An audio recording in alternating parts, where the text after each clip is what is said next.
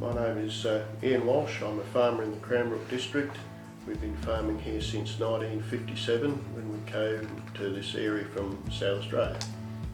We now farm around about a bit over 3,000 hectares with my son and his family, and our soils are mainly sandy duplex, which are quite light, so we have to farm them very carefully.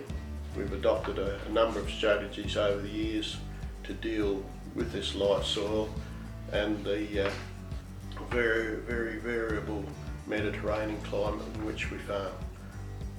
Each year is very different.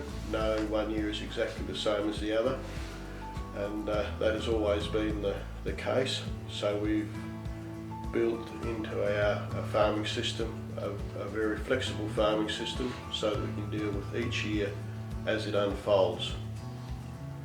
So to build resilience into our farming system and to be able to adapt to each year, we have developed a number of philosophies into our farming system, and one of the first things we do is each year we plan well ahead of the season. At the beginning of each year we put a plan into place to adopt certain strategies depending on how the season unfolds. We also maintain good crown cover over the whole year to protect our soil, and we have stubble retention. We don't burn any stubbles, once again to maintain cover on the soil to protect it from wind erosion.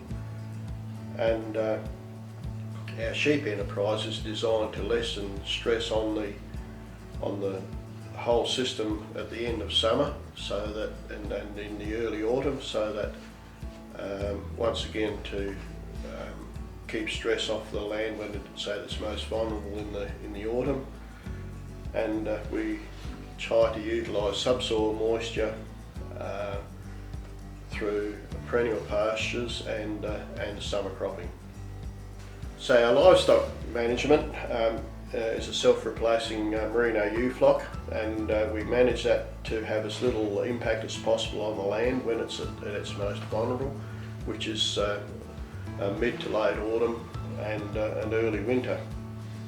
The ways we do this is, first of all, we scan our ewes in May, and any ewes that have scanned dry, we have them in different mobs so that we can sell those off if the season happens to be late. We have twin bearing ewes which are given special priority into the best paddocks. We match the ewes requirements to the dry feed that's available. The ewe needs far less food when she's lambing later.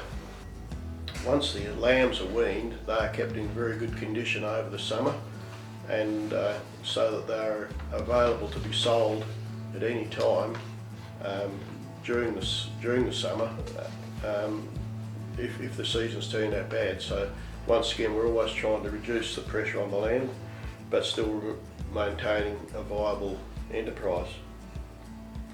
Our shearing takes place at the end of March, and then following shearing, all the wether lambs are sold for export or onto the local market in April, May, once again reducing the number of sheep we've got at that critical time of the year.